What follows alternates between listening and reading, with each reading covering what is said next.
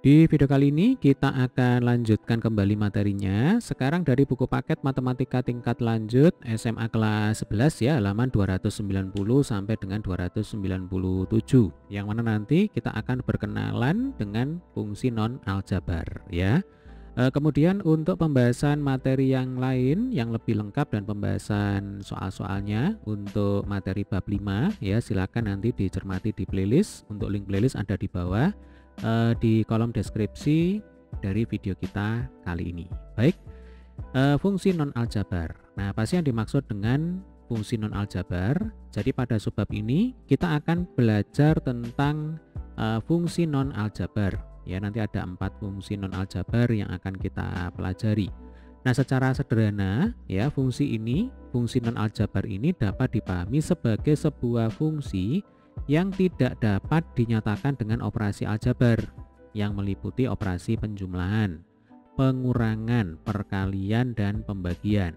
Nah, beberapa fungsi yang termasuk dalam fungsi non aljabar yang akan kita pelajari pada subbab kali ini termasuk di dalamnya yaitu yang pertama fungsi eksponensial, kemudian yang kedua fungsi nilai mutlak. Nanti yang ketiga kita juga akan belajar tentang fungsi tangga, dan yang keempat ya kita nanti akan belajar tentang fungsi piecewise. Nah, sekarang kita belajar fungsi non aljabar yang pertama yaitu fungsi eksponensial ya. Pemodelan fungsi eksponensial. Ingat, eksponen itu artinya pangkat. Jadi ya, coba kita baca bersama-sama. Pada subbab ini kita akan fokus pada pemodelan yang memanfaatkan fungsi eksponensial. Sebelumnya kita simak definisi dari fungsi eksponensial. Setelah itu kita akan ikuti beberapa contoh beserta alternatif penyelesaiannya sebelum mencoba beberapa persoalan yang serupa ya. Oke, di sini kita punya definisi 5.8. Definisi fungsi eksponensial. Jadi, untuk sembarang nilai X atau X elemen bilangan real ya, berarti boleh positif, boleh negatif, boleh bilangan bulat, boleh bilangan pecahan ya. Fungsi eksponensial didefinisikan sebagai fungsi yang memenuhi bentuk berikut. Fx sama dengan A kali B pangkat X. Jadi istilahnya ini adalah bentuk umum dari fungsi eksponensial. Yang mana di sini ada syaratnya ya. Jadi A itu tidak boleh bernilai sama dengan 0. Ya, sebab kalau A di sini sama dengan 0, maka nanti Fx itu sama dengan 0. Ya, karena 0 dikalikan dengan bilangan berapapun termasuk 0 dikalikan dengan B pangkat X itu hasilnya akan sama dengan 0. Lalu untuk B-nya ya, ini harus lebih dari 0 dan tidak boleh bernilai sama dengan 1. Berarti harus berupa bilangan positif ya, kecuali sama dengan 1. Sebab kalau 1 dipangkatkan bilangan berapapun ya sama dengan 1. Nanti artinya 1 kali A berarti sama dengan A. Nah, Fx sama dengan A itu bukan merupakan fungsi eksponensial gitu. Makanya ada syarat seperti ini. Nah, untuk lebih memahami penerapan fungsi eksponensial, sekarang perhatikan contoh berikut ini. Kita punya contoh 5.18. Penerapan dalam bidang biologi. Misalkan sebuah bakteri berkembang biak dengan mengikuti pola eksponensial yaitu J0 kali 2 pangkat T, yang mana J0 menyatakan jumlah bakteri awal ya, atau jumlah bakteri saat T sama dengan 0, dan T menyatakan waktu mestinya ini ya, bukan menyatakan menit. Nah, jadi T itu menyatakan waktu, satuannya dalam menit. Nah, misalkan pada sebuah permukaan terdapat bakteri tersebut sebanyak 100 bakteri. Tentukan banyak bakteri yang ada pada permukaan tersebut setelah 10 menit. Nah, di sini sudah ada alternatif penyelesaian ya. Ini contoh soalnya saya copy lagi di sini supaya mudah. Jadi kan di soal diketahui bahwa J0 ya, J0 itu adalah jumlah bakteri mula-mula itu ada 100. Kemudian T kecilnya di sini sama dengan 10 menit. Ini kan berdasarkan informasi pada soal kita peroleh J0 itu 100 ya. Kemudian T kecil sama dengan 10. Nah, akibatnya banyak bakteri pada menit ke-10 adalah F10 ya. Jadi T-nya kita masukkan T sama dengan 10. Maka nanti ini akan sama dengan 100 dikali 2 pangkat 10 ya. Sama dengan, nah ini mestinya bukan 1000 ya, ini mungkin salah ketik ini. Jadi 100 dikali dengan 1024. Jadi kalau 2 pangkat 10 ini kita hitung hasilnya sama dengan 1024. 1024 kali 100 itu sama dengan 102.400. Apa artinya? Artinya jumlah bakteri setelah 10 menit itu ada 102.400 bakteri. Oke, paham ya? Baik, sekarang kita lanjutkan dengan soal mari mencoba. Tentukan banyak bakteri pada menit ke-5, ini berarti T kecil, yang ada pada suatu permukaan yang semula ada sebanyak 50 bakteri. Ya, berarti ini adalah J0 jika perkembangbiakannya ditentukan oleh fungsi eksponensial, yaitu Ft sama dengan J0 kali 3. Nah, ini mestinya pangkat T. Ya, jadi Ft sama dengan J0 kali 3 pangkat T dengan T dalam menit. Nah, ini setipe ya dengan contoh soal yang barusan kita bahas. Jadi F fungsi T itu sama dengan J0 dikalikan dengan 3 pangkat T. Nah, J0-nya tadi di soal diketahui sama dengan 50. Ya, Dek ya.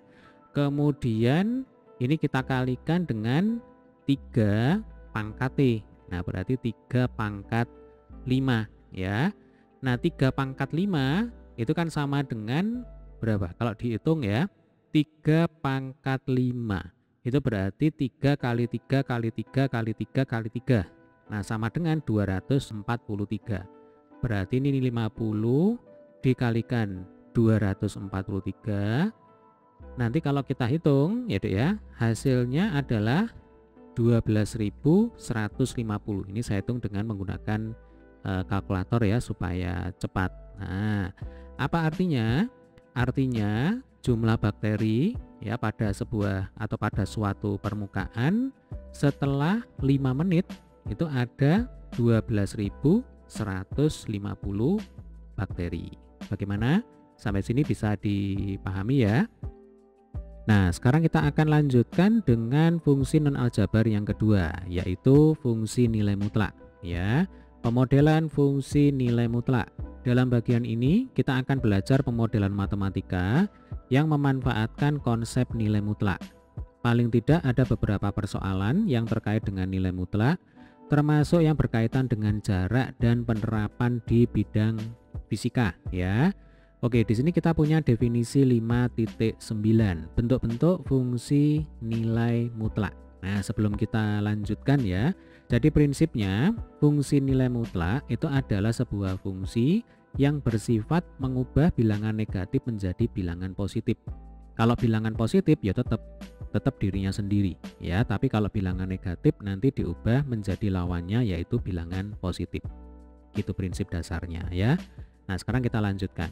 Jadi untuk sembarang nilai X elemen bilangan real, berarti X itu boleh berupa bilangan negatif, boleh sama dengan 0, boleh bilangan positif ya, kemudian boleh bilangan pecahan, boleh bilangan bulat. Termasuk fungsi nilai mutlak adalah fungsi yang didefinisikan dengan memenuhi bentuk berikut ya. Ini ada 2 bentuk yang akan kita pelajari. Ini adalah bentuk yang pertama, kemudian yang ini adalah bentuk yang kedua. Nah, kita cek bentuk yang pertama. Fx sama dengan nilai mutlak dari X. Jadi kalau ada garis double seperti ini, garis vertikal double, ini dibaca nilai mutlak. Berarti nilai mutlak dari X ya. Lah definisinya, Fx itu akan sama dengan X ketika X lebih dari atau sama dengan 0. Berarti ketika X sama dengan 0, kemudian ketika X berupa bilangan positif, maka Fx sama dengan X. Ya, berarti sama dengan dirinya sendiri. Tetapi Fx itu akan sama dengan min X atau min 1 dikalikan dengan X, yaitu ketika X kurang dari 0 ya, ketika X berupa bilangan negatif. Jadi gampangannya fx itu akan sama dengan lawan dari X, yaitu ketika X tersebut berupa bilangan negatif. Nah, kita pakai contoh langsung dengan angka saja ya supaya lebih mudah dipahami. Misalkan di sini kita punya X sama dengan 5. Nah, perhatikan. X sama dengan 5 ini kan berarti cocok dengan kriteria yang pertama, yaitu X lebih dari atau sama dengan 0. Sebab 5 itu berupa bilangan positif. Maka fx berarti F5 gitu ya, berarti F5 itu adalah nilai mutlak dari 5. Nah, nilai mutlak dari 5 ya sama dengan dirinya sendiri. Berarti F5 sama dengan 5. Tetapi kalau di sini kita punya X sama dengan taruhlah min 100 gitu ya. Berarti kan ini cocok dengan kriteria yang kedua, yaitu X berupa bilangan negatif kurang dari 0. Maka sesuai dengan definisi, fx itu akan sama dengan min X. Ya, berarti nanti kalau kita punya F min 100, ini sama dengan nilai mutlak dari min 100. Nah, kita masukkan sesuai dengan definisi. Karena X kurang dari 0, ya, min 100 kurang dari 0, maka nanti fx itu sama dengan min 1 kali X. Berarti di sini min 1 dikalikan dengan min 100. Nah, min 1 kali min 100 sama dengan 100 ya. Nah, apa artinya? Artinya fungsi nilai mutlak tidak akan pernah bertanda negatif. Selalu berupa bilangan positif ya. Oke, sekarang bentuk umum yang kedua. Fx sama dengan A kali nilai mutlak dari X min H ditambah K. Berarti nanti yang selalu positif itu adalah X min H. Nah, ini yang selalu positif ya. Pokoknya kalau dikenai fungsi nilai mutlak gitu ya, maka nanti selalu menghasilkan bilangan positif. Berarti yang selalu positif di sini adalah X min H. Nah, untuk fx tergantung apa? Tergantung A dan K di sini. Ya kan? Nah, coba kita pakai angka ya. Nah, kita pakai angka. Kalau ini adalah untuk bentuk yang pertama, sekarang ini untuk bentuk yang kedua ya. Misalkan kita punya fx sama dengan 5 ya dikalikan dengan mutlak X dikurangi 6 ya, kemudian ditambah taruhlah di sini 10 gitu ya. Maka kalau kita punya F3, nah berarti kan X nya sama dengan 3 ya, langsung kita masukkan. Berarti 5 dikali nilai mutlak dari 3 dikurangi 6 ditambah 10. Nah, berarti 5 kali nilai mutlak dari min 3. Nah, ditambah 10. Berapa nilai mutlak dari min 3? Kembali ke definisi yang pertama tadi, bahwa kalau X-nya itu berupa bilangan negatif, ya, yang dikenai nilai mutlak itu berupa bilangan negatif, maka jadikan positif. Ya, berarti di sini 5 kali 3. 5 dikali 3 ditambah 10. 15 tambah 10 sama dengan 25. Oke. Misalkan sekarang kita punya taruhlah F10 gitu ya. Berarti F10 sama dengan 5 kali nilai mutlak dari 10 min 6 ditambah 10. Berarti 5 dikalikan dengan nilai mutlak dari 4 ditambah 10. Nah, nilai mutlak dari 4 ya sama dengan dirinya sendiri, karena 4 itu adalah bilangan positif lebih dari atau sama dengan 0 ya, cocok dengan kriteria yang pertama, yaitu fx sama dengan x ketika x-nya itu lebih dari atau sama dengan 0. Berarti nilai mutlak dari 4 ya sama dengan 4. Maka langsung aja ini kita tulis 5 kali 4 ditambah 10. 5 kali 4 20 ditambah 10 sama dengan 30. Gitu ya. Sampai sini bisa dipahami ya, Dek ya. Nah, setelah mencermati beberapa bentuk fungsi nilai mutlak, kita akan mempelajari bagaimanakah penerapan dari konsep fungsi nilai mutlak tersebut dalam beberapa fenomena ya. Di awal tadi ketika kita belajar tentang fungsi nilai mutlak ya, sudah kita singgung bahwa konsep fungsi nilai mutlak itu dapat diterapkan dalam hal jarak ya kan. Karena yang namanya jarak tidak mungkin bertanda negatif jarak itu pasti positif. Kemudian ada beberapa contoh yang lain lagi, yaitu misalkan kalau kita bicara umur ya. Yang namanya umur itu selalu positif, berarti cocok dengan nilai mutlak ya. Tidak ada orang yang akan mengatakan bahwa umurnya minus 30 tahun. Yang ada pasti plus 30 tahun ya. Berapa umurmu? Oh, umurku minus 16 tahun. Nah, tidak ada yang seperti itu ya. Kemudian contoh selanjutnya adalah kalau kita bicara massa benda. Nah, jadi kalau di fisika semua benda pasti punya massa ya, satuannya dalam kilogram. Massa benda itu juga tidak mungkin bertanda negatif, pasti positif. Oke. Nah, sekarang kita lanjutkan dengan contoh 5.19. Ya, ini terkait dengan konsep jarak. Robi mengendarai mobil dari rumahnya yang berada di samping jalan raya. Lihat gambar 5.33. Ya, ilustrasi perjalanan Robi. Dia mengendarai mobilnya menuju ke kampus dan melewati rumah neneknya. Perhatikan, jadi ini adalah rumah Robi, kemudian ini adalah kampus ya, kampusnya Robi. Kemudian yang warna hijau ini adalah rumah neneknya Robi ya. Nah, jarak rumahnya ke rumah neneknya adalah 30 km. Berarti dari sini ke sini itu jaraknya 30 km. Lalu jarak dari kampus ke rumah neneknya Robi itu juga sama dengan 30 km. Ya, ini 30 km, ini juga 30 km. Nah, dengan kata lain, rumah nenek ya Dek ya, tepat berada di pertengahan antara rumah Robi dan kampus. Jadi jarak rumah Robi ke kampus itu sama dengan 60 km. Baik, selanjutnya untuk soal yang A. Buatlah tabel untuk menunjukkan seberapa jauh Robi dari rumah dan seberapa jauh Robi dari rumah nenek dimulai dari awal perjalanan dari rumah sampai tiba di kampus. Ya, ini saya munculkan lagi gambarnya. Lalu soal yang B, gambarkan grafik yang merepresentasikan hubungan antara jarak dari Robi ke rumah dan jarak dari Robi ke rumah nenek. Lalu soal yang C, temukan fungsi yang menyatakan jarak Robi ke rumah dalam jarak Robi ke rumah nenek. Alternatif penyelesaian ya. Untuk soal yang A, Robi itu menjauh dari rumah selama perjalanan ya. Coba perhatikan kembali gambarnya. Ketika Robi berjalan dari rumah ke kampus ya, naik mobil, maka logikanya posisi Robi itu akan semakin lama semakin menjauhi rumah ya kan. Di sisi lain dia mendekati rumah nenek kemudian menjauhi rumah nenek. Dari sini ke sini berarti Robi semakin mendekati rumah nenek. Dari sini ke sini ya, dari rumah nenek ke kampus berarti posisi Robi itu semakin lama semakin menjauhi rumah nenek. Nah, hal ini bisa kita gambarkan dalam bentuk tabel ya. Untuk baris pertama ya, ini adalah jarak Robi ke rumah 0 km. Berarti maksudnya di sini Robi masih belum berangkat, masih ada di rumahnya. Kemudian 10 km. Nah, kira-kira ada di sini. 20 km.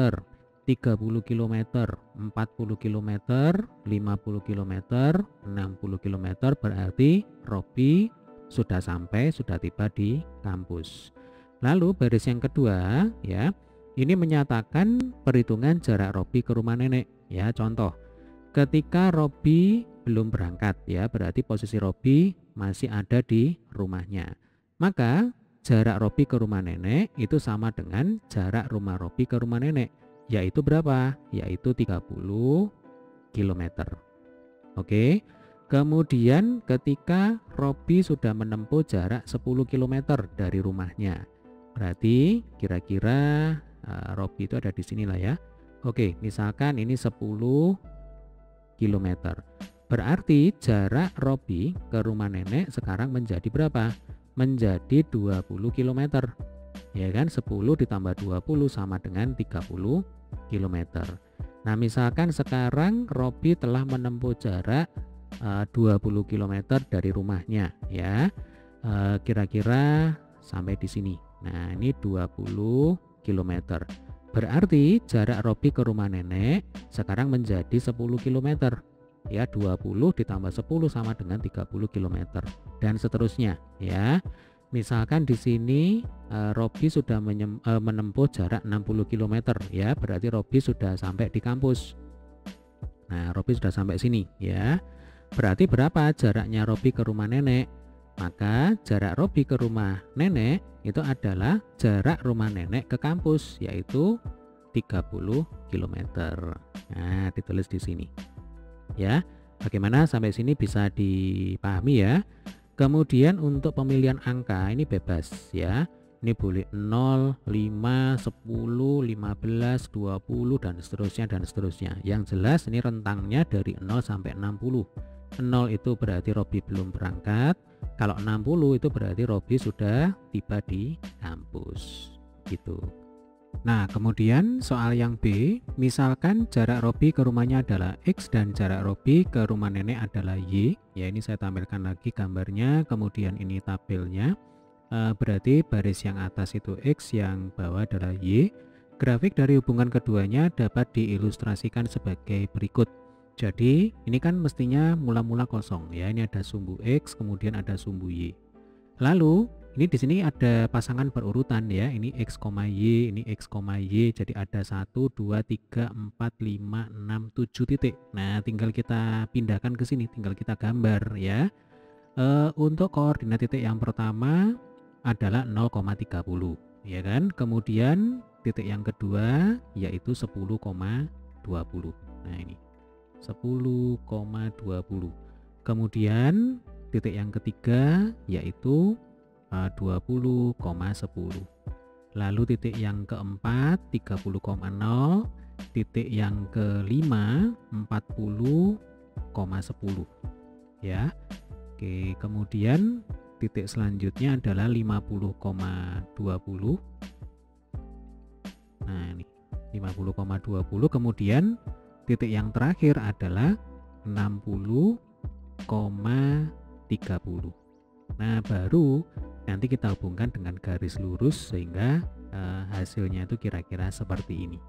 Gitu ya. Gampang ya.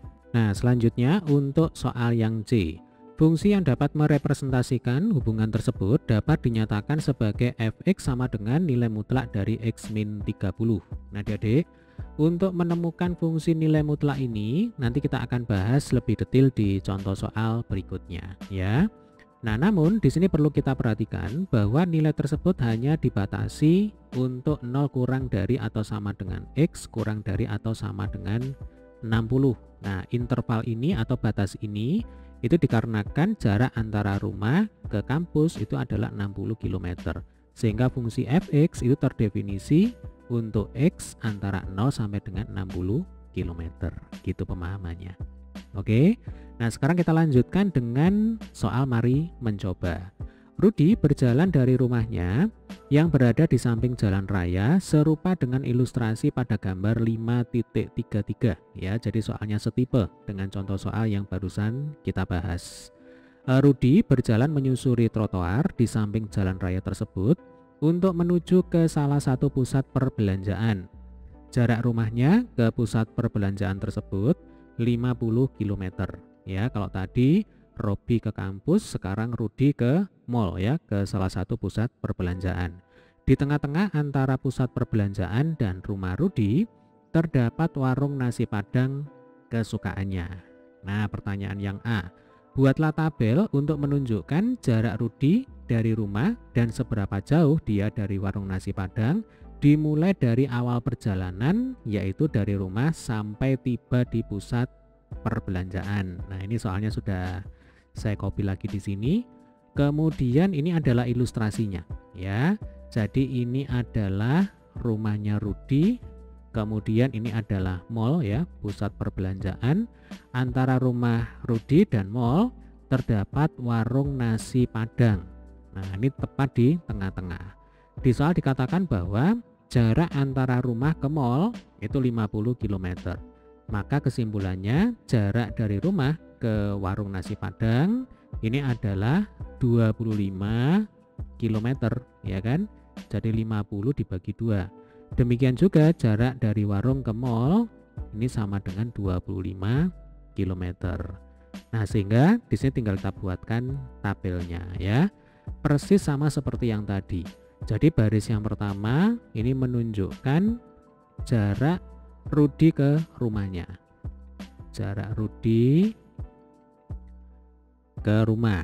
Nah, kemudian baris kedua di sini menunjukkan jarak Rudi ke warung nasi Padang gitu ya. Untuk jarak Rudi ke rumah ini berarti dimulai dari 0 ya sampai dengan yang paling jauh, yaitu ketika Rudi sudah tiba di mall ya. Berarti ini yang paling jauh adalah 50 km. Nah, kemudian ini tinggal kita pilih ya. Untuk interval 0 sampai 50 ya, kita pilih angka yang gampang-gampang aja. Jadi ini 10, kemudian 20, 25, lalu 30, kemudian 40 gitu ya. Untuk pemilihan angkanya di sini sebenarnya bebas ya, tapi sebisa mungkin yang tidak mempersulit kita untuk menghitung ya. Oke, selanjutnya kita akan hitung jarak Rudi ke warung, yaitu ketika jarak Rudi ke rumah 0. Berarti logikanya Rudi itu masih belum berangkat karena dia masih berada di rumah. Maka jarak Rudi ke warung itu akan sama dengan jarak rumah ke warung, yaitu 25 km. Nah, tinggal kita tulis di sini. Kemudian ketika jarak Rudi ke rumah 10 km, berarti dia sudah memulai perjalanan ya. Nah, ini jaraknya 10 km. Berarti jarak Rudi ke warung sekarang menjadi 25 dikurangi 10, yaitu 15 km. Kemudian ketika, nah ini saya hapus dulu ya. Jarak Rudi ke rumah sekarang 20 km. Nah, kira-kira sampai sinilah ya. Oke, ini 20 km. Berarti jarak Rudi ke warung sekarang tinggal 5 km ya Dek ya. Nah, tulis apa adanya di sini. Kemudian ketika jarak Rudi ke rumah itu sama dengan 25 km. Nah, artinya Rudi tepat berada di warung nasi Padang. Ya kan? Berarti jarak Rudi ke warung itu sama dengan 0 km. Kemudian kita geser lagi, sekarang jarak Rudi ke rumah 30 km. Nah, kita misalkan ada di sini ya. Jarak Rudi ke rumah 30 km. Nah, ini. Maka jarak Rudi ke warung menjadi 5 km. Dari mana? Perhatikan. Dari sini ke sini 30. Nah, dari sini ke sini 25. Berarti dari sini ke sini ini adalah jarak Rudi ke warung adalah 30 dikurang 25 sama dengan kok 30. Oh bener ya, 30 dikurangi 25 sama dengan 5 km. Oke. Sekarang kita geser lagi. Nah, jadi jarak Rudi ke rumah sekarang adalah 40 km. Nah, kira-kira sampai sini. Ini 40 km. Berarti jarak Rudi ke warung menjadi 40 dikurangi 25 sama dengan 15 km ya. Kemudian kalau jarak Rudi ke rumah itu 50 km. Nah, artinya apa? Artinya Rudi sudah sampai di mall. Nah, sudah sampai di sini ya. Maka jarak Rudi ke warung itu adalah sama dengan jarak warung ke mall, yaitu sama dengan 25 km. Artinya di sini kita sudah ketemu pasangan berurutan, yaitu 1, 2, 3, 4, 5, 6, 7 ya, ada 7 titik dengan X, Y nya seperti ini. Nah, ini berkaitan dengan soal yang B. Gambarlah grafik yang merepresentasikan hubungan antara jarak Rudi ke rumah dan jarak Rudi ke warung nasi Padang ya. Oke, ini kalau digambar kira-kira bentuknya seperti ini. Nah, seperti ini ya. Jadi titik yang pertama adalah 0,25. Nah, langsung aja di sini. Kemudian nanti titik yang kedua 10,15. Kira-kira ada di sini dan seterusnya. Sampai ini adalah 25,0. Kemudian yang terakhir ini adalah 50,25. Nah, ini jadi 50, ini sumbu X ya. Ini sumbu Y. Yang ini tadi 0,25. kemudian ini tadi 10, lalu ini 20,5, yang di sini 25,0 gitu ya kalau mau lengkap. Kemudian ini 30,5. Nah, seperti ini. Ini tadi 10,15. Coba ini saya rapikan. Nah, ini 25. Lalu yang ini adalah 40 ya. 40 tarik garis ke atas. Nah, 40,15 ini titiknya. Oke. Jadi ini adalah grafik yang merepresentasikan hubungan antara jarak Rudi ke rumah ya. Jarak Rudi ke rumah itu berarti X ya. Dan jarak Rudi ke warung nasi Padang berarti di sini adalah sumbu Y. Nah, ini jawabannya. Nah, untuk soal selanjutnya adalah temukan fungsi yang menyatakan jarak. Nah, ini mestinya bukan Robi ya. Ini mestinya Rudi. Jarak Rudi ke warung nasi Padang dalam jarak Rudi ke rumah. Nah, adik-adik, jarak Rudi ke warung nasi Padang ini bisa kita misalkan sebagai nilai Y-nya, yaitu Y sama dengan Fx. Nah, untuk X-nya di sini menyatakan jarak Rudi ke rumah ya. Kemudian berdasarkan tabel yang tadi sudah kita buat ya. Jadi ini X, yang ini Y. Kemudian berdasarkan grafik yang tadi juga sudah kita gambar ya. Maka di sini bisa kita simpulkan bahwa fungsi fx yang ditanyakan itu adalah nilai mutlak dari x dikurangi 25 ya. Kemudian fungsi ini terdefinisi untuk x antara 0 sampai dengan 50, atau bisa kita tuliskan 0 kurang dari atau sama dengan x kurang dari atau sama dengan 50. Nah, bagaimana cara menemukan fungsi fx ya? Nanti kita akan bahas di contoh selanjutnya, yaitu contoh 5.20 ya. Kemudian untuk interval, nah ini sekali lagi saya ingatkan bahwa angka 50 di sini diambil dari jarak rumah Rudi ke pusat perbelanjaan. Jadi istilahnya 50 km itu adalah jarak maksimum yang ditempuh oleh Rudi dari rumahnya menuju ke pusat perbelanjaan. Gitu maksudnya ya. Oke, sekarang kita masuk ke contoh 5.20.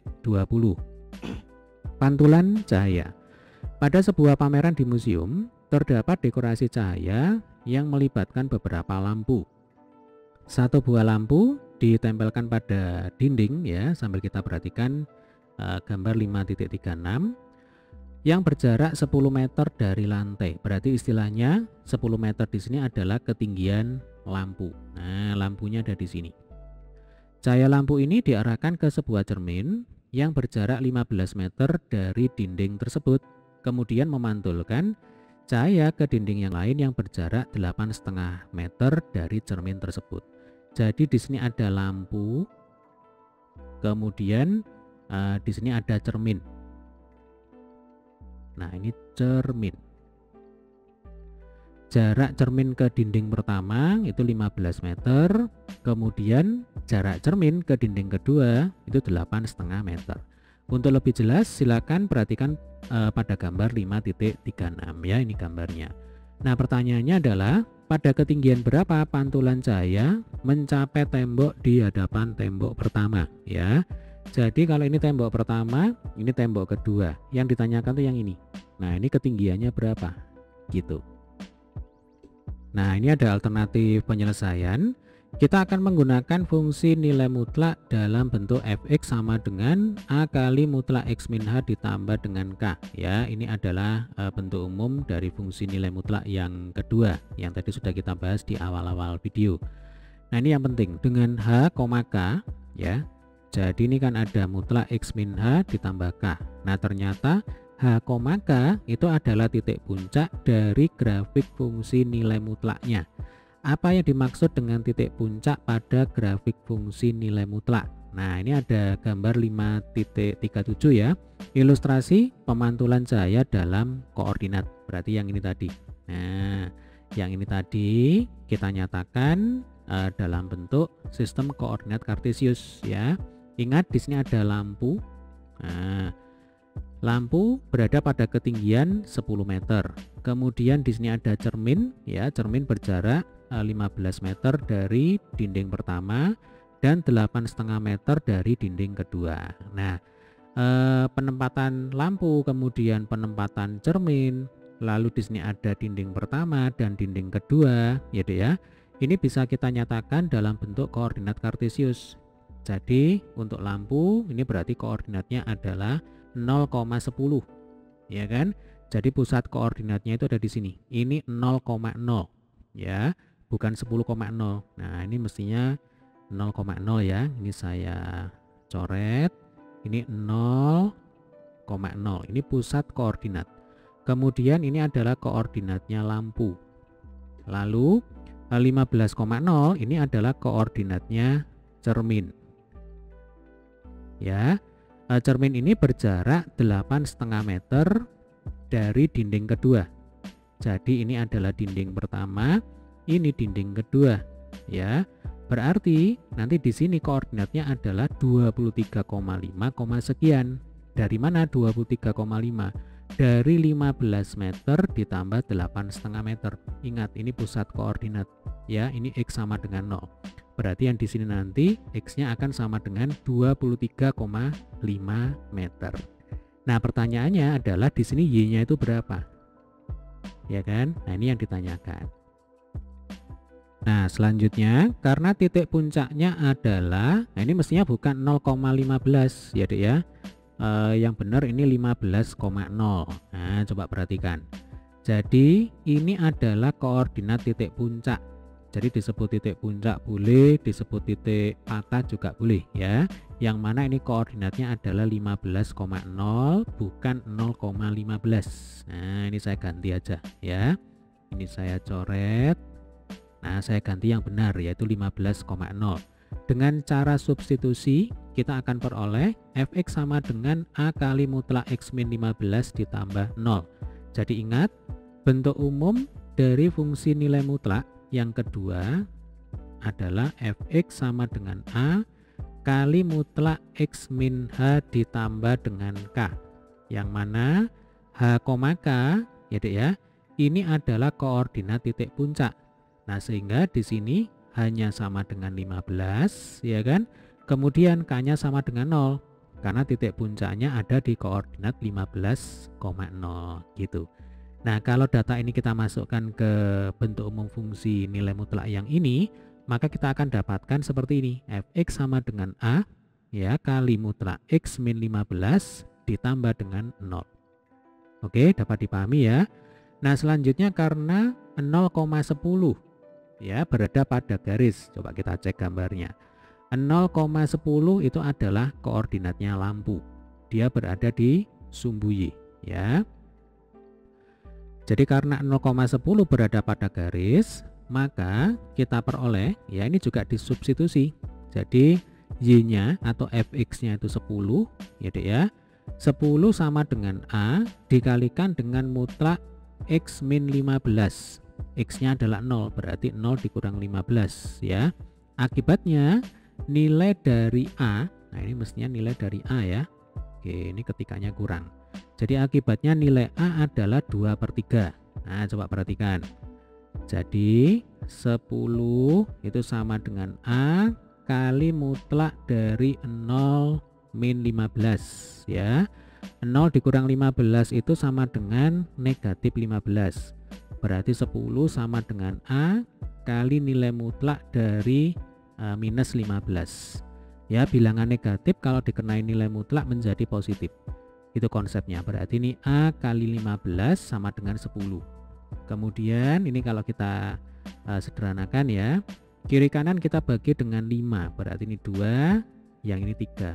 Maka nanti kita akan dapatkan nilainya A itu sama dengan 2/3. Nah, gitu caranya ya. Oleh karena itu persamaan nilai mutlak yang diinginkan atau yang dicari adalah Fx sama dengan 2/3 dikalikan dengan nilai mutlak dari X min 15 gitu ya. Berdasarkan persamaan ini kita dapat menentukan pada ketinggian berapa sinar lampu mencapai tembok dengan cara mensubstitusikan X. Nah, ini bukan 2,35 ya. Yang benar adalah 23,5 ke dalam fungsi. Nah, coba kita cek gambarnya ya. Jadi ini kan koordinatnya 23,5, sekian.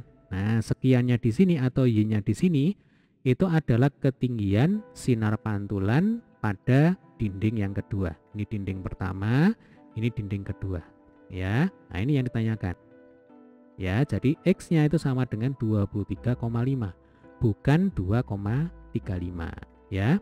Nah, akibatnya diperoleh, nah ini F23,5 sama dengan 2/3 kali mutlak 23,5 dikurangi 15 ya. Yang mana nanti kalau dihitung hasilnya adalah 17/3 gitu ya.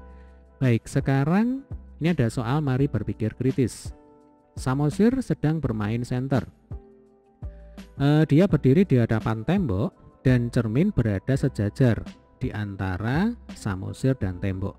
Dia mengarahkan sinar senter ke cermin tersebut dan pantulan sinarnya mengenai tembok. Jadi sebenarnya soal ini setipe ya dengan contoh soal yang barusan kita pelajari.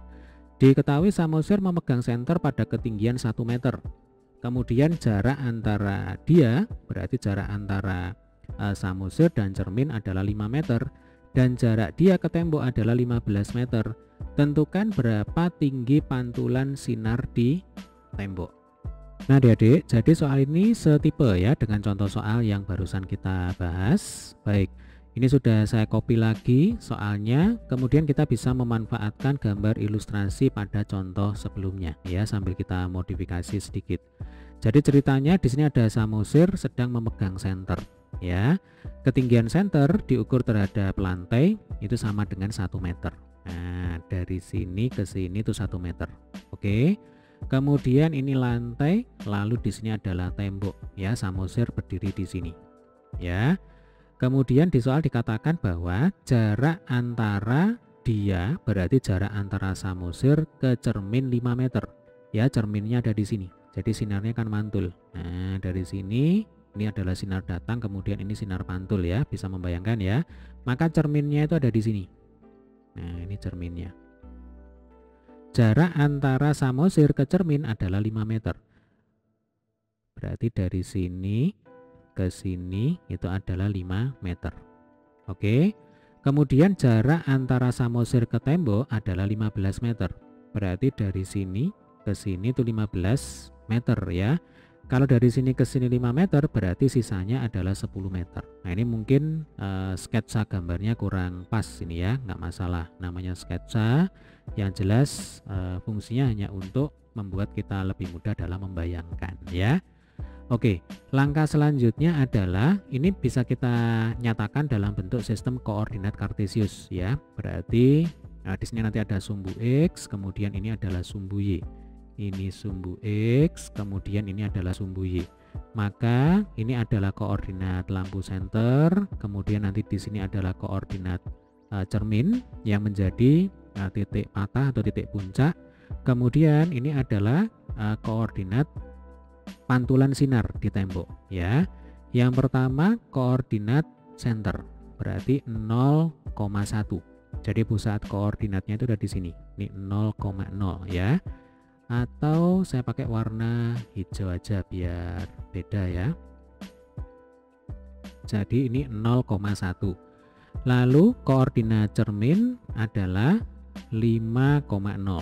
Nah kemudian koordinat sinar pantulan di tembok ini menjadi 15, sekian ya.